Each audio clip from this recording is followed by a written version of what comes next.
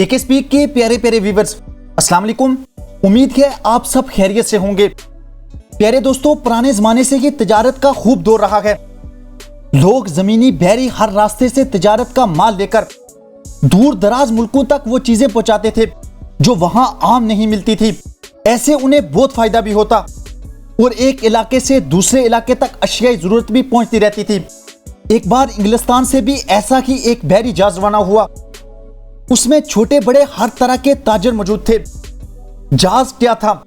ایک پوری دنیا آباد تھی اس میں۔ نارمل دنیا کی طرح اس میں طبقاتی اونچ نیچ کا خیال رکھتے ہوئے اونچے طبقے کے امیر تاجر ایک حصے میں تھے تو عام تاجر دوسرے حصے میں۔ ہر ایک اپنے دوستوں یاروں سے باتوں میں مصروف تھا۔ یکدم ہی سمندر میں طوفان آ گیا اور جہاز ہچکولے کھانے لگا۔ قریب تھا کہ جہاز ڈوب جاتا کہ جہاز کے کپتان نے تجویز پیش کی کہ جہاز پر بوجھ ہلکا کرنے اور زندہ رہنے کے لیے کچھ سامان کو سمندر میں پھینک دیا جائے۔ اس کہانی کے آگے بڑھنے سے پہلے اگر آپ نے ابھی تک یہ ہماری ویڈیو لائک نہیں کی تو کر دیں۔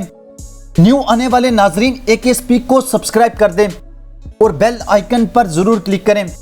یہ آپ کا ہمارے لیے سب سے بہترین تحفہ ہوگا۔ سب سوداگروں نے متفقہ طور پر فیصلہ کیا کہ ایک عام سے تاجر کا سارا سامان سمندر میں پھینک دیا جائے کیونکہ اس کا سامان بہت زیادہ ہے۔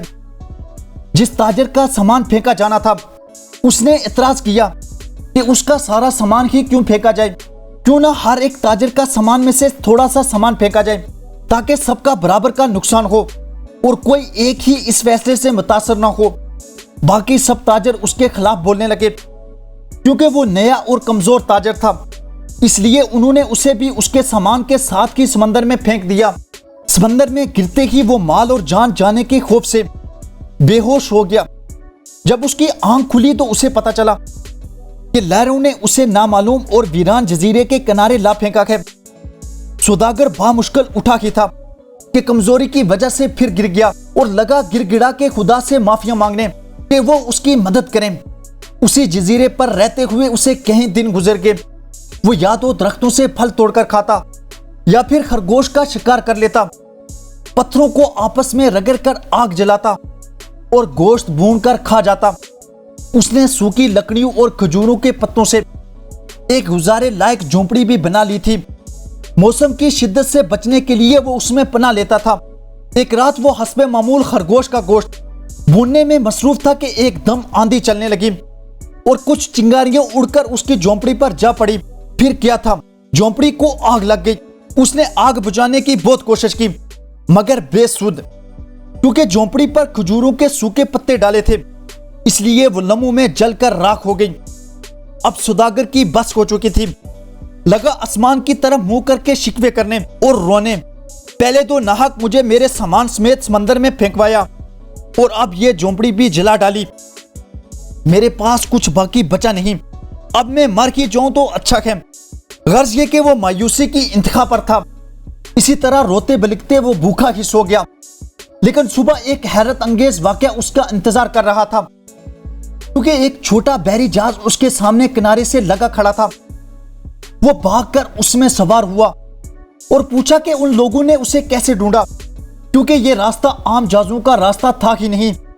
انہوں نے جواب دیا، ہم نے دور سے بہت سا دھواں دیکھا تو ہمیں اندازہ ہوا کہ کوئی شخص مدد کے لیے پکار رہا ہے، اس لیے ہم نے اپنے جہاز کا رخ اس طرف موڑ لیا۔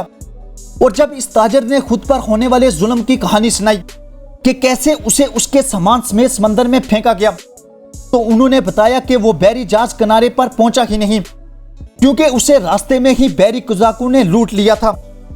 اب تو تاجر کے رونگٹے کھڑے ہو گئے تھے، لگا سجدے میں گر کر معافیاں مانگنے کہ خدا نے اسے بحری لٹیروں کے ہاتھوں مرنے سے محفوظ رکھا۔ پیارے دوستو، اگر آپ کے حالات بگڑ جاتے ہیں اور آپ کو مسائل کے سمندر میں تنہا پھینک دیا جاتا ہے تو خوفزدہ نہ ہوں، آپ کو ایک نئی منزل کے لیے تیار کیا جا رہا ہوتا ہے۔ خدا پر بھروسہ رکھیں اور ہمت نہ ہاریں، منزل آپ کو ضرور ملے گی۔